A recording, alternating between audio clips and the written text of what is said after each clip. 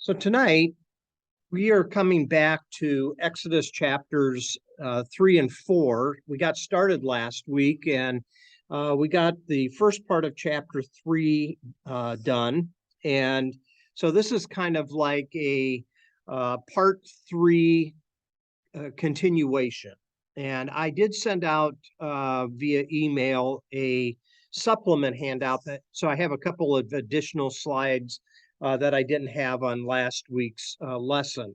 But last week we got started with an introduction, just giving us an overview of the book, Israel in Egypt in the first 15 chapters, and then at Mount Sinai in the rest of the book.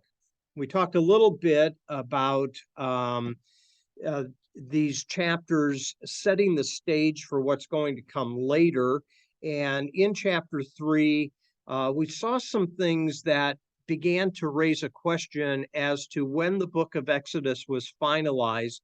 One of that was in the different name changes. We talked a little bit about Moses' father-in-law, the name Ruel and Jethro and Hobad in the book of Numbers as well. And we said that all of this is reflecting a little bit that there's different traditions that are merging together in the book of Exodus. We also talked a little bit about the location where Moses has this theophany experience. God meets him in the fire of the bush, or as we talked a little bit about last week, it's also a word that could be used for tree as well. And we said that the traditional site was down here in the Sinai Peninsula, where St. Catherine's Monastery has been for hundreds and hundreds of years, but that there's also a tradition that says Mount Sinai is over here in Saudi Arabia. And the Apostle Paul makes reference to that in the book of Galatians as well. So there's a couple of different traditions in terms of the exact location. We also said that Moses, in shepherding the flocks of Jethro, it doesn't make a lot of sense that if he is here in this area called Midian, that he'd be taking the flock all the way over to the Sinai Peninsula, 100 miles away, to feed them. So it's more than likely Mount Sinai is probably over here in the area of Midian, which is current Saudi Arabia. Now, we talked a little bit about the burning bush, and we said that it can also be translated for a tree, and that this fire in the bush never went out. And in a lot of ancient Jewish theology, they see a lot of patterns for the temple, and that this bush could be a representation of the lampstand in the holy place, that it is first revealed in the tabernacle instructions later in the book, and then in the actual temple that Solomon built later in Hebrew history. So those are the things that we talked about last week. We also said that after God met Moses and said he wants him to go and confront Pharaoh to let his people go, that Moses objects several times. And as he does so, what we will see tonight is he has an older brother, Aaron, that will be his mouthpiece.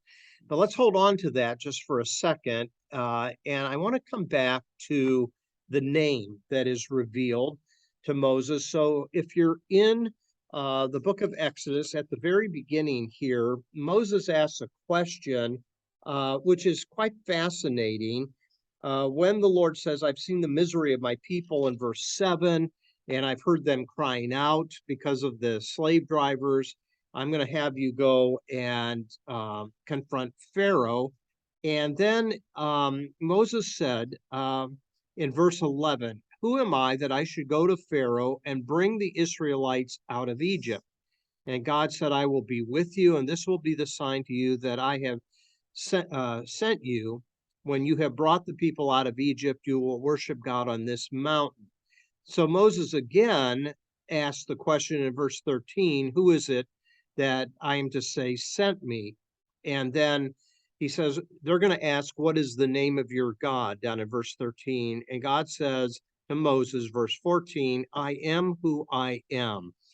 This is what you are to say to the Israelites, I am has sent me to you. So this name that is revealed is associated with God being the God of the Israelites. Now, what's fascinating to me is the tradition that goes even farther back than Moses. And so a couple of the slides that I sent out as a supplement, I'd like to go to at this time, and then we'll come back to the slide when he actually goes before Pharaoh.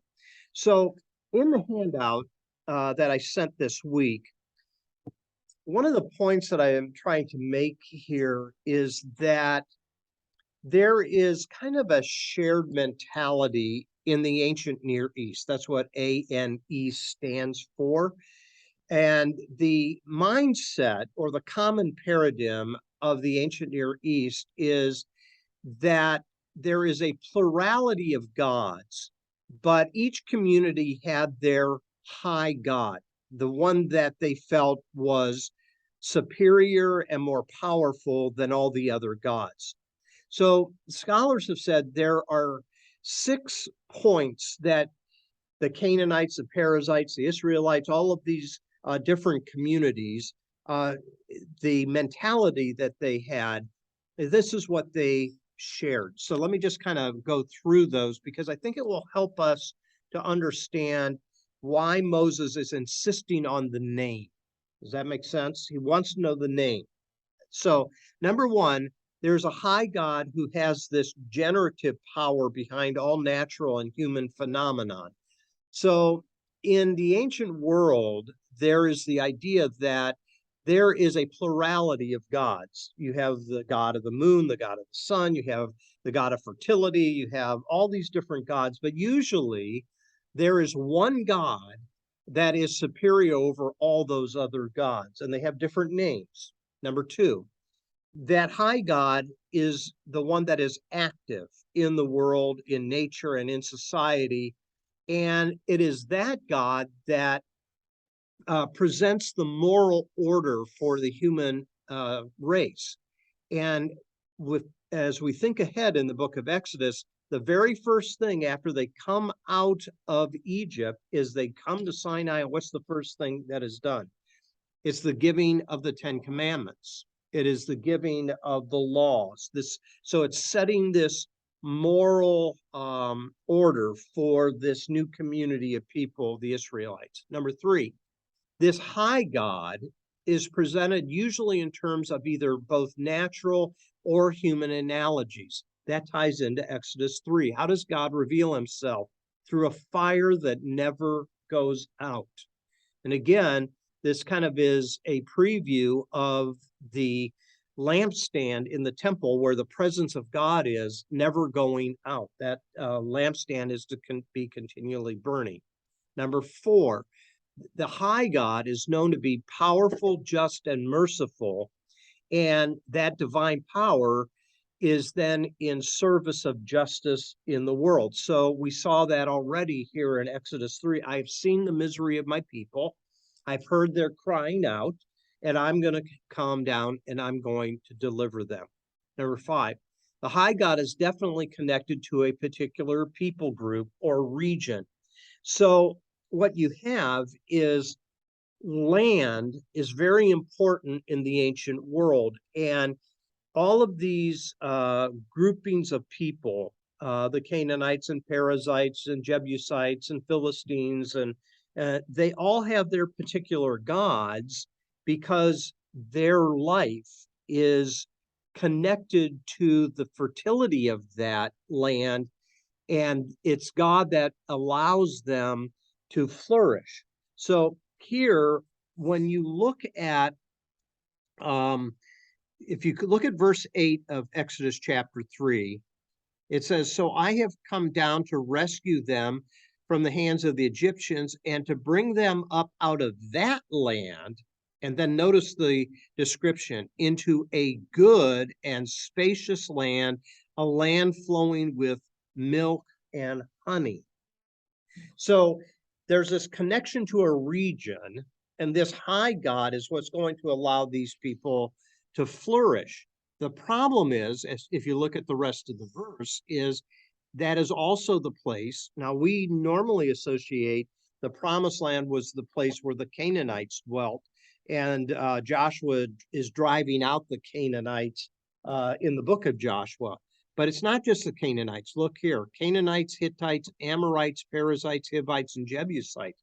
So this land that is fertile and can allow human flourishing is shared by a number of groups of different people groups.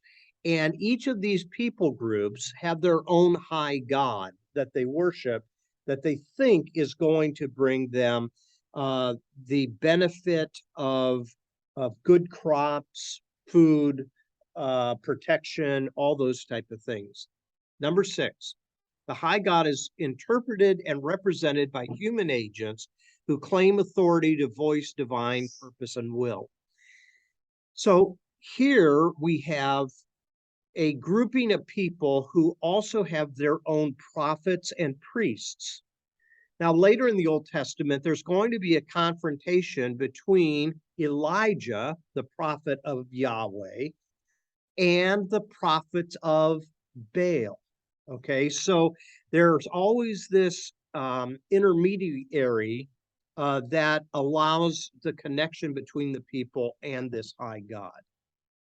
So hopefully that helps because I think we see a lot of the same components right here in Exodus chapter 3 at the beginning. Do you have some thoughts or questions about these 6 kind of characteristics of the ancient Near Eastern religious communities? Any thoughts?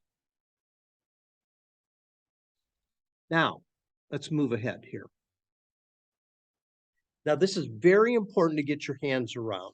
And we're going to go to a couple of different places in the Old Testament to illustrate this.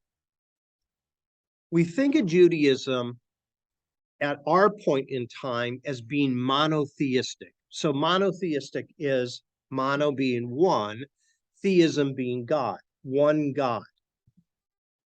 Well, that's kind of the way the Jewish people finally land on their feet. But it takes a while to get there before they believe that there is one God and there are no others. The belief that there's a variety or a plurality of gods is called Manolatry. Now, we're often familiar with the term idolatry, right? Well, idols represent these gods, right? But Manolatry is this belief that the ancient world believed in a variety of different gods at the same time. What we find is there is this idea that amongst the plurality of gods, there is one that stands out. There's one that is worthy of more worship and devotion than all the others. So if you have your Bible, I want you to go over to the book of Psalms for a moment. If you come to Psalm 95, this is an illustration. I'm going to read the first 4 verses. It says in Psalm 95, "Come, let us sing for joy to the Lord." Okay, so the word Lord there is in all capitals. And when you see in the Old Testament the word Lord in all capitals, it's the name Yahweh that is being used there. Okay, so it says, "Come, let us sing for joy to the Lord. Let us shout aloud to the rock of our salvation. Let us come before him with thanksgiving and extol him with music and song." So let's have festivals. Let's praise God. Let's worship this God named Yahweh. Verse 3, fascinating. "For the Lord is the great God, the great King above all gods." Do you see that there? "In his hand are the depths of the earth, and the mountain peaks belong to him. The sea is his, for he made it, and his hands formed the dry land." This high God or great God is the creator God, and he is above all the other gods. Okay, so even here in the Psalms, we find a reflection of monolatry, that there's the belief that there is a variety of gods, but there's one high God that's reflected in this name, Yahweh or Lord. And that's the name that is revealed back in Exodus chapter 3. Any questions or comments there? Now go back Yeah. to, yeah, go ahead, please. When Elisha was duking it out with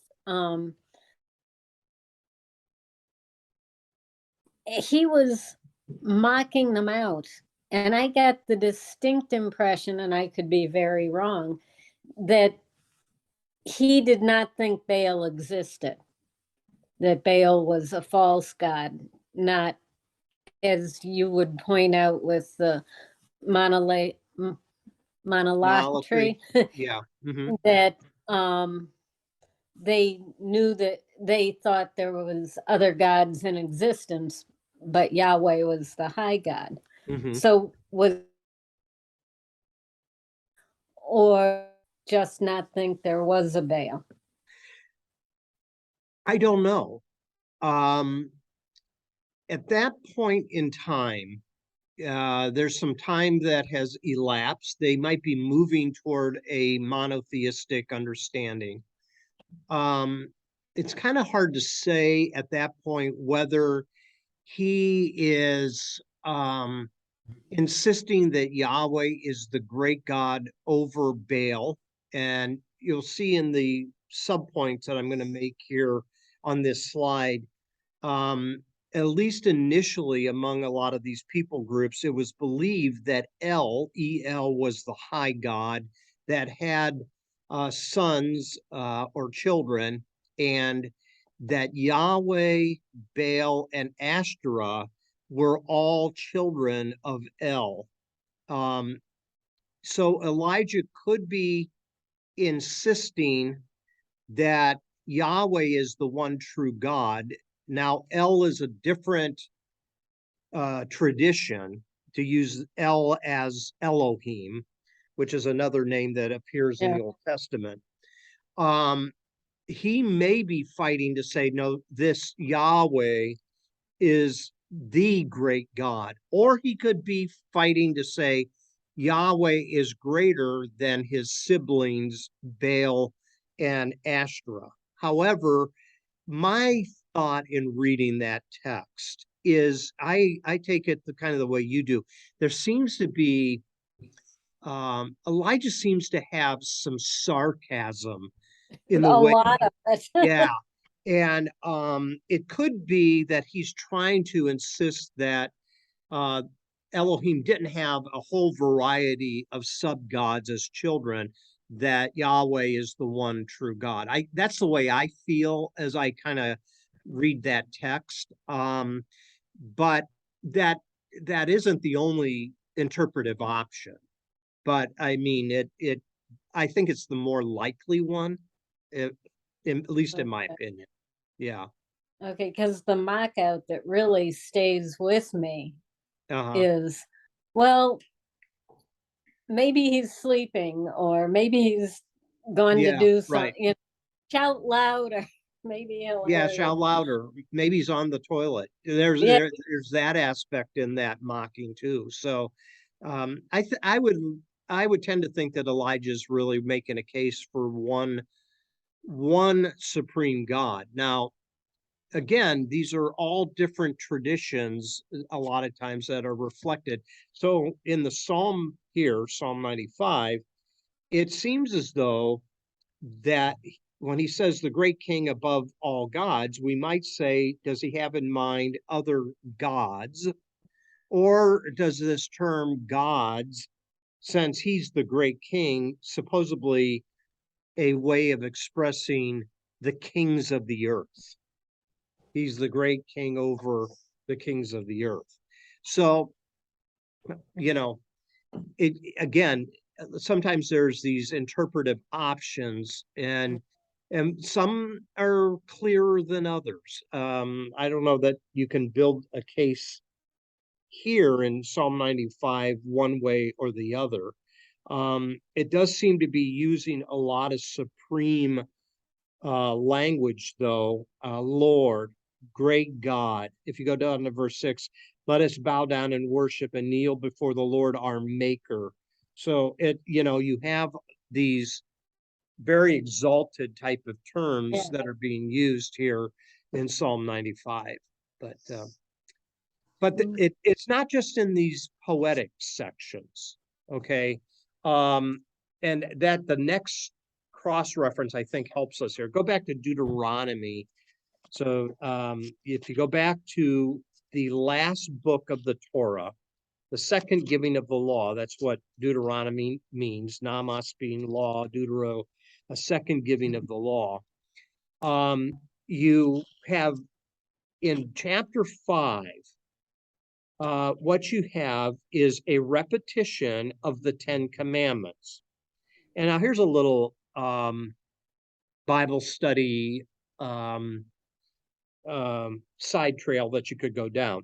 If you read this version of the 10 Commandments and the version given in chapter 20 of Exodus, you'll see minor differences between them. Okay, so, but our point for now is down in verse 6. He says, I am the Lord your God who brought you up out of Egypt, out of the land of slavery. You shall have no other gods before me.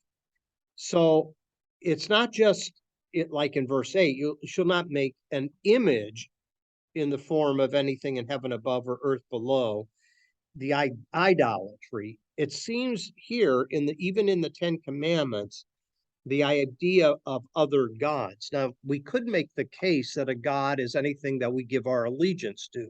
So it's, it could be, it could be other people, it could be riches, it could be power, it could be a whole host of things. But in this context, in the giving of the law here, especially in light of the fact that of what we talked about in those 6 characteristics of the ancient Near Eastern religious mindset, it's probably in reference to other gods that people would worship.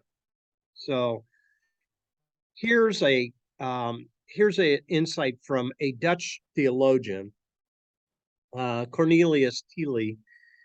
He studies now this word shasu is a word that talks about Semitic nomads that basically watch over cattle, which is a description of Moses here in Exodus. And these are groups of people that appear down in the southern area of what we call the Holy Land. It's also called the Levant, Levant. But notice here, his insight is this. He says Yahweh worship also has its roots in an ancient religion of Canaan, the land which God promised to Abraham. Within this polytheistic religion, Yahweh was but one of many deities united under a figure known as El, related to the word Elohim. These lesser gods included Yahweh, Ashtoreth, El's consort, as well as the religion's chief mother goddess, and Baal, whose worshippers went on to challenge Yahweh's supremacy in Israel. Yahweh and Baal were merely 2 of El's 70 children. According to the mythology, each child of El was given a region to look after. Baal ruled over Canaan, while Yahweh faithfully was assigned the land of Israel. So what you have is scholars that study the region are observing different things, either through archaeology or other written traditions, that type of thing. So I want to introduce you to a tool that would help if you're interested in this. So every trade has tools. So mine is books, and I have on my shelf a study Bible, and you can see how thick it is, and it's real small print. It's called the Archaeological Study Bible. So the Archaeological Study Bible talks about this in Exodus chapter 3, where these different names of God arise out of these different religious traditions that we have been talking about. But I'm just going to read from one insert of the commentary here. It says here, known by many titles in scripture, the God of Israel has but one personal name, YHWH. The original written Hebrew language contained no vowels. This name is commonly referred to as the Tetragrammaton, which is derived from a Greek word meaning 4 letters. Virtually every aspect of Yahweh, its pronunciation, origin, and significance is widely debated. It goes on, says the exact pronunciation of Yahweh is unknown, but many today favor Yahweh. The conclusion is based upon theophoric names, names that contain all or part of a divine name. Examples include Jehoshaphat, which includes Yahweh, Shaphat, meaning judge, Yahweh judges. So he goes on and he said, this commentary says, in Exodus 3:14, God referred to himself as I am. The Hebrew word translated I am, a third person form of the verb to be, which looks like, and many have sounded like Yahweh. According, many linguists argue that the name Yahweh was derived from this verb. Working from this premise, some scholars go on to argue that Yahweh means he is, he will be, or he causes to be. It is unlikely, however, that God intended to disclose the etymology, that is, linguistic origin of his name in this verse. The divine name in Hebrew is seldomly merely an inflection of a verb, as would be the case if this argument were true. The context of Exodus 3 further suggests that etymology was not God's intended emphasis. Moses was worried about his response were the Hebrews to ask him with regard to his conversation with God, what is his name? His anxiety implies that Israelites tended to be skeptical and suggests that they might have been inclined to lower Yahweh to the level of other gods, each of whom has a distinctive name. I am who I am was an assertion that Yahweh is the one and only true God. As early as the Second Temple period following Israel's return from exile, the name Yahweh came to be regarded as so holy that its public pronunciation was forbidden. When readers came across the name, they would either say Shema, Aramaic meaning the name, or Adonai, Hebrew meaning my Lord. Following the convention within Judaism of saying my Lord when readers came upon the divine name, the Jewish translators of the Septuagint, an early Greek translation of the Old Testament, rendered the divine name Yahweh as Kyrios, Greek for Lord. This tradition continues in many modern translations, where Yahweh is translated Lord, capital L, capital O, capital R, capital D. That's how it's reflected in the text. So these cultural and historical footnotes help us a little bit to come to terms with what's going on in the text here and why it appears as though God is just being elusive when he's giving a name, I am that I am. It's actually reflecting something very significant, that I am is elevating him above other potential gods that have other names. Does that make sense? Yeah, Larry, can I ask another question? Yeah, go for it. What about Melchizedek? Okay. where does he fit into all this? Because he would have been before Abraham, because Abraham ran into him after he had that one battle. So, and if he was, I've always been taught anyway, that it was incarnation of Jesus at that time, or the angel of the Lord. Yeah, sometimes people have suggested that because the only other place besides the Exodus reference, Genesis reference, is found in the book of Hebrews, which is all about Jesus being superior. As you read the text in Genesis 14, it is, I believe, it seems to be an actual historical individual. And the reason the writer of Hebrews is picking up on the name Melchizedek is because of what his name means. The king of righteousness and peace is what his name means. So there is a lot of debate about the figure of Melchizedek. Is it a pre-incarnate appearance of Jesus? I think that's a stretch in the Genesis account. I mean, you'd have to really pour a lot of what you think the writer of Hebrews is doing back into Genesis in that point. But it's showing a superior, and that's the point of Hebrews, it's showing a superior priesthood than the Levitical priesthood. So that's kind of the main point in Hebrews. But I think that he's a historical individual, the king of Salem, and he's a mysterious figure in the text. He really is. So he's not one of these other demigods. No, I think he is. I think he's a powerful military political figure in the days of Abraham. And I think when we read the text, Abraham is recognizing his position, and he offers a tithe of some of his riches to him.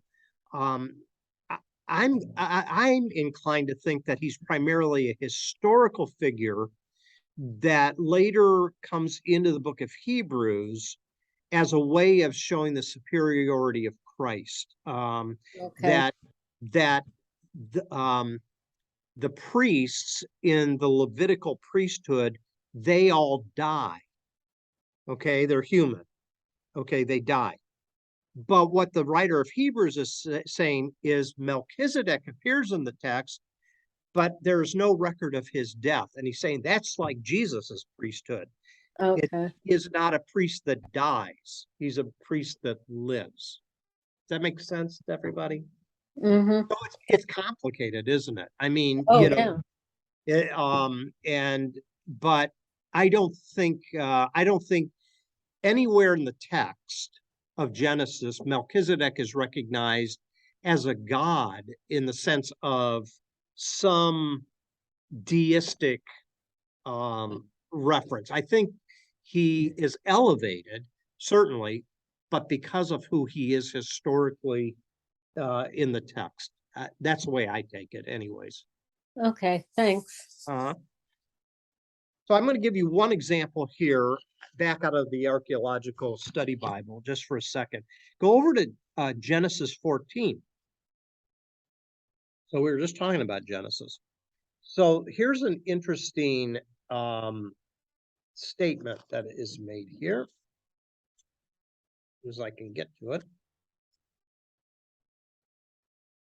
In Genesis chapter 14, we were just talking a little bit about Melchizedek, but in Genesis 14, you have Abraham rescuing Lot. And when you get down to verse 17, it says, after Abraham returned from defeating Chedorlaomer and the kings allied with him, the king of Sodom came out to meet him in the valley of Shaveh, the king's valley. Now, notice what it says here, that Melchizedek, whom Shelley was just referring to, the king of Salem brought out bread and wine. He was a priest of God Most High. And he blessed Abram and said, "Blessed be Abram by God Most High, creator of heaven and earth, and praise be to God Most High, who delivered your enemies into your hand." So 3 times this term is used here, God Most High. And it almost indicates that the God of Abraham, excuse me, has a superior position over all the other gods. It's kind of implied in the title here. He's the Most High God. Okay. Now, I'm not suggesting that there's a variety and a host of plurality of gods, although in Hinduism there is a belief in that way. But that's the mentality. That's the point I'm trying to say. That's kind of the ancient Near Eastern mentality. A whole host of gods, and there's this one that appeared to Moses, is the same God that appeared to Abraham, cut a covenant with Abraham, and he is the God Most High. And Melchizedek recognizes that. And it's interesting that was really cool, the way that you brought up Melchizedek, even before we got to this verse. And it says here, and I forgot about this, he is a priest of God Most High. And that is probably why the writer of Hebrews is tying Jesus into this, to show that Jesus is a priest of a greater order than the Levitical priesthood.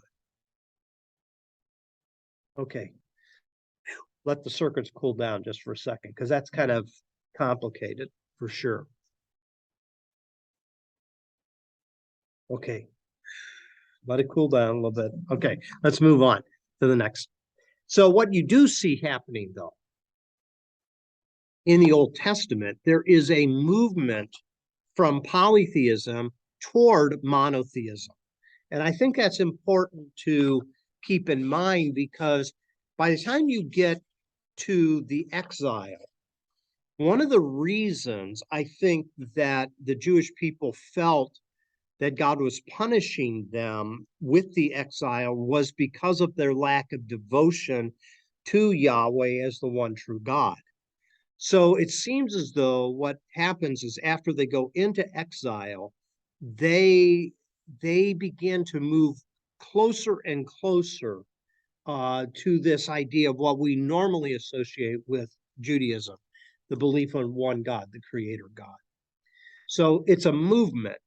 So you can see this here it says, when nation states first emerged in the Levant, I mentioned that a moment ago, that's the southern part of the Holy Land, during the late Iron Age, El's vassals were promoted into their respective mythological hierarchies. Chemosh came to occupy an important role in the kingdom of Moab, because Moab had originally been assigned to him by El. The same thing happened to Milcom and Quas, who were gods of the Ammonites and Edomites, respectively. Yahweh, as mentioned, became the chief god of Israel. So the reason I put that there is, every people group seemed to have their own high god. That's my main point. Okay, secondly, Yahweh's supremacy in Israel did not go uncontested. When the Israeli king Ahab married the Lebanese princess Jezebel in the 8th century BCE, Yahweh's priests were fiercely persecuted, while Yahweh himself was replaced by Baal and Asherah. Ultimately, however, faith in Yahweh proved too entrenched to erase, and Ahab's dynasty was disposed, and Jezebel died by being thrown out a window. If you want to read this 2 Kings 9:30 through 37, she dies a gruesome death. She falls from a window, she dies, and then the dogs eat her alive, and all that is left is her bones, the text says. Very, very descriptive. Good text to use at Halloween. Okay. So after that, and of course, that's who Elijah and Elisha really are battling against the strong presence of the Baal god that Jezebel wanted everyone to worship. And as they push back, and as we reflect upon Elijah defeating the prophets of Baal, and then after the exile, Yahweh worship does come back very strong. And it doesn't seem as though they have any more problems with polytheism, that they've moved into a solid camp of monotheism at that point. Does that make sense to everybody? So what we're talking about here really is the development of civilization, the development of people groups, and the history of these people groups takes a long period of time. This doesn't happen overnight. It takes years and years and years for this to develop. By the time you get to the New Testament, where now Jesus begins to call this God, this one true God of the Israelites, his Father. And so, does that make sense to everyone? Okay. All right. So we're going to come back to Exodus. Okay. So let's go back to Exodus chapter. So we talked about the name, quite lengthy. But I want you to notice the request that that Moses has of Pharaoh. When he goes before, the first thing to notice, if you jump down to verse 18, Moses is told by Yahweh that the elders of Israel will listen to him. And then you and the elders are to go to the king of Egypt and say, the Lord, the God of the Hebrews, has met with us. Now, when you look at Moses confronting Pharaoh, Aaron is with him. However, this text says here that the elders are to go with him as well. Okay. Although you never get the feeling that that's what actually took place, but that's what the original intent was. And what is the request? Let us take a 3-day journey into the wilderness to offer sacrifices to the Lord our God. But I know that the king of Egypt will not let you go unless a mighty hand compels him. So why 3 days? Why travel out to worship this Most High God 3 days away? Is that implying that they're going to come back? I don't think so. I think in many ways the 3-day journey is a figure of speech. We want to get as far away from you as possible, okay? And they want to get out from under his control, as I say on the screen here. So God's going to say, hey, it's not going to work. The only way Pharaoh's going to let you go is if I display my strong hand against him. And it's fascinating here. Look at verse 20. So I will stretch out my hand and strike the Egyptians with all the wonders that I will perform among them. After that, he will let you go. We'll get to that. When we get to the 10 plagues, each one of the 10 plagues is directed at the hierarchy of the Egyptian gods. We'll talk a little bit about that when we get to the chapter. So what happens next is what's fascinating to me. It says in verse 21, I will make the Egyptian favorably disposed toward this people so that when you leave, you will not go empty-handed. Every woman is to ask her neighbor and any woman living in her house for articles of silver and gold and clothing, which you will put on your sons and daughters, and so you will plunder the Egyptians. Notice what this is talking about here. This is not just a group of oppressed people leaving the land. This is reflecting that the Egyptians are going to be defeated. The Egyptians. I mean, this strong, strong empire, you know, they're right up there with the Assyrians and the Babylonians later in the Old Testament. But plundering is what happens to defeated people, right? they take everything of value. So that's quite fascinating to me that God is saying you're going to take silver and gold and clothing as you leave Egypt. Okay. All right. Let's get into chapter 4 a little bit with the time that we have remaining. So, like I would be, Moses is hesitant and he says, I need some proof that you are really going to do what you say. So there is several signs that God gives to Moses that God is going to be with him. The first one is his staff. And you'll notice that Moses raises the question, what if they do not believe me or listen to me and say the Lord did not appear to you? Then the Lord said to him, what's in your hand? A staff. Throw it on the ground. Moses throws it on the ground. It becomes a snake and he runs from it. And then the Lord said to him, reach out your hand, take it by the tail. And so Moses reached out, took hold of the snake, and it turned back into a staff in his hand. So the first sign is the staff. Now, anytime you've seen a picture of a pharaoh, what is it that he usually has in his hand? A staff. Okay. So, in many respects, the sign that is being given to Moses is a sign that he is representing the God that is more powerful, right, than Pharaoh himself. Notice in the middle of the slide here, the sign is meant for the Israelites. If we look ahead to chapter 7, we will see that Moses also performs this sign before Pharaoh. So initially, this is to be a sign for the Israelites and the elders, and specifically Moses, that he's going to be with him. This staff is not a random act of magic, though. It is a preview in some ways of Egypt's fate, the Pharaoh that holds the staff in his hand. It is also interesting that the staff turns into a snake. What is the primary symbol of Egyptian power? It's a cobra, a snake. So embedded within this symbol here is Egypt is going down. Does that make sense? Okay. So the fate of Egypt is being hinted at already here in the text. Any comments there? Sign number 2 is Moses' hand.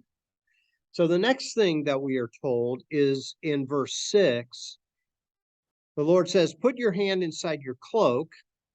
So Moses put his hand inside his cloak, and when he took it out, it was leprous like snow. Now put it back in your cloak, he said. So Moses put his hand back in his cloak, and when he took it out, it was restored like the rest of his flesh.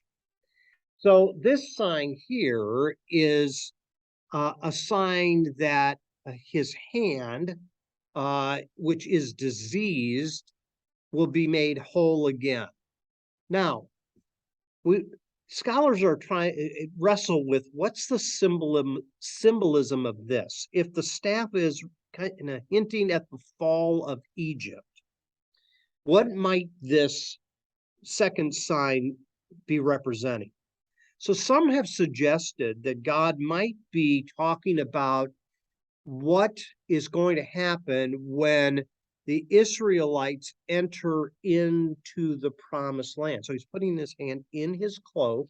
It's coming out leprous. Remember that it will go on in the Old Testament, and it will say that the land that is being promised to Abraham has been defiled. It's impure because the Canaanites are living there. So as they go into the land, they will come out clean after this impurity has been dealt with. So look at the bottom of the slide here. One of the problems with the Canaanites is that they are not a pure people. And of course, that's what the Ten Commandments is designed to do, is to make the Israelites a pure people. And so they have to leave the land so that the Israelites, as they come in, can bring about the purity that God desires in the land through the Israelites. So maybe, just maybe, This might be a stretch, but the symbolism might be that as they go into the land, they are defiled by the Canaanites until they drive the Canaanites out, and then they will be made pure again. That make sense? Any thoughts there? Again, speculation. That's what you have to do sometimes in the text, is just use your imagination and could this be why did God pick this particular thing over something else, which is interesting. One more sign. So the next thing that happens is water on the ground from the Nile River. If you look at verse 9, it says, if they do not believe these two signs or listen to you, take some water from the Nile, pour it on the ground. The water you take from the river will become blood on the ground. So the third sign is this water that turns to blood. In providing this third sign, the Nile is the life source of Egypt. Okay, the Nile River is the life source of Egypt.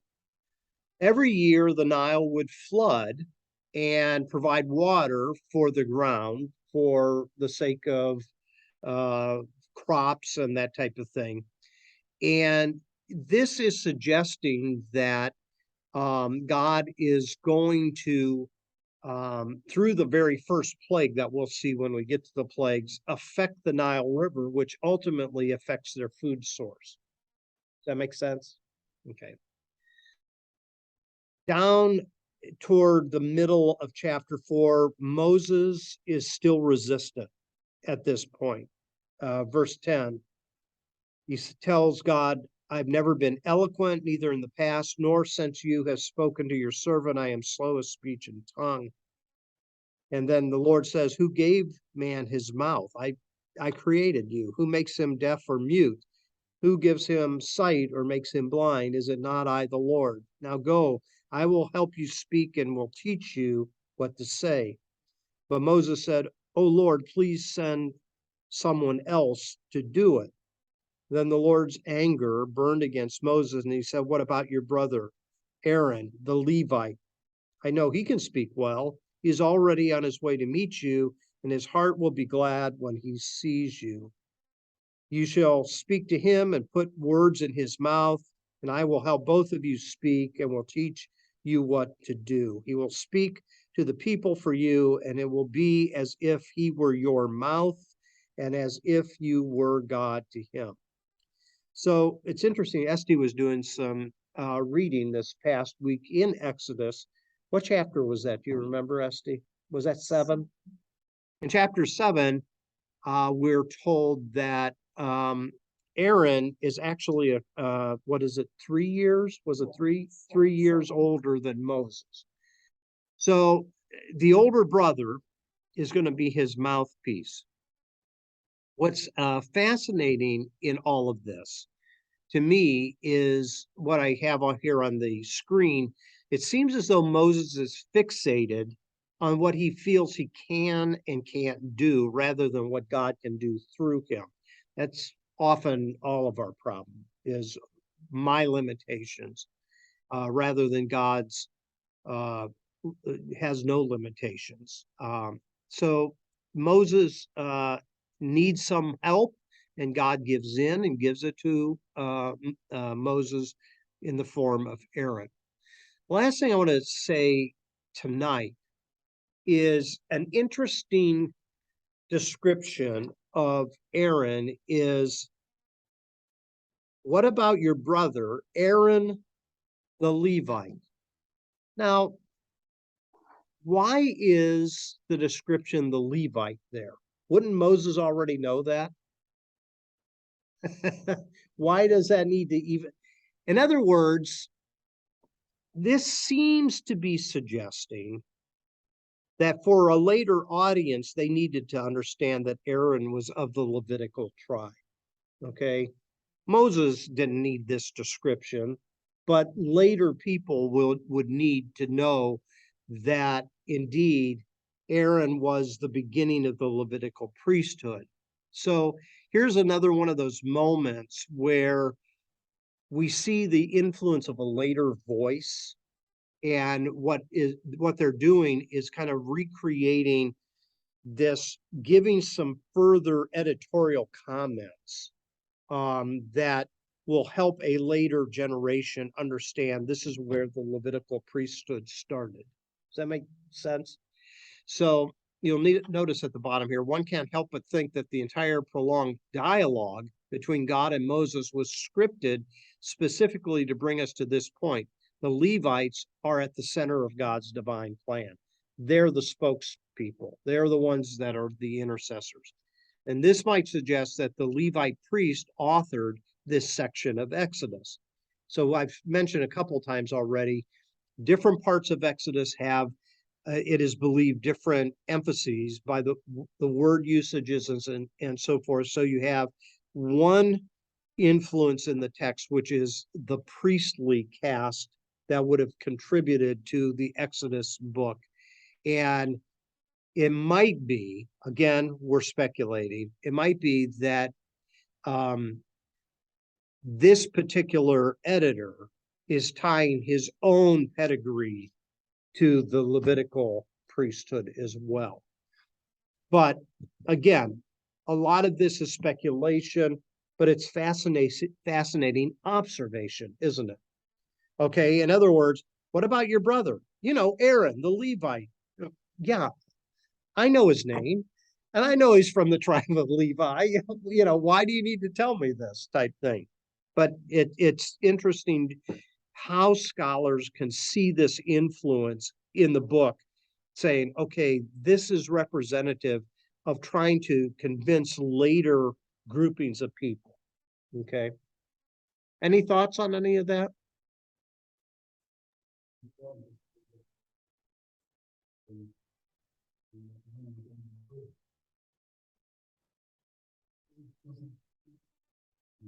Yeah.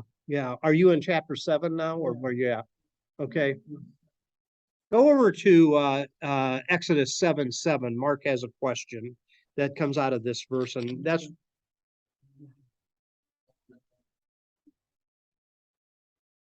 okay. So 7 verse 7. His question is, why does this detail even need to be in the text?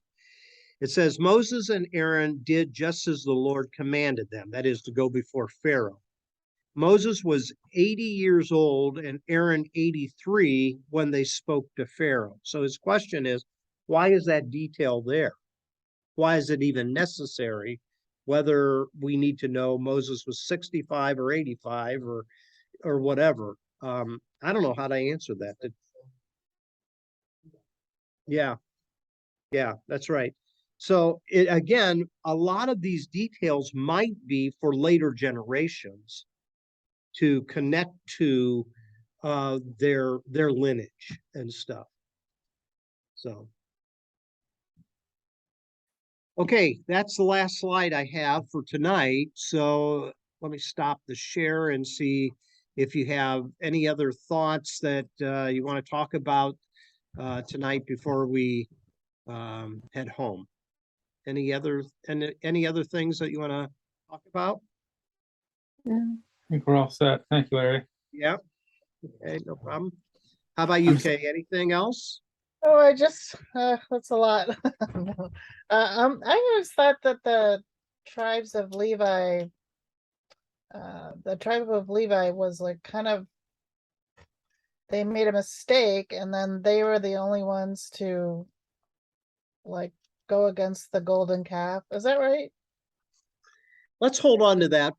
And we'll get to that chapter of the golden calf. There's some different things that are going on there. And quite frankly, off the top of my head, I don't remember the connection to Levites out of that episode. But Didn't they make a mistake early on? And they were, I can't remember. I'm gonna have to look it up. That's what I was thinking of. I don't anyway. know. We'll get to it. We'll get to that chapter, and let's hold on to that. Right now, I didn't take enough Prevagen to remember it. So,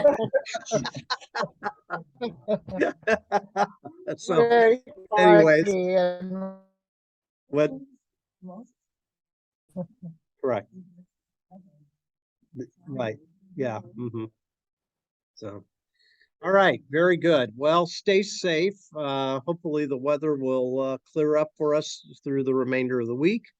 And we'll come back and we'll get back into the text next week, okay?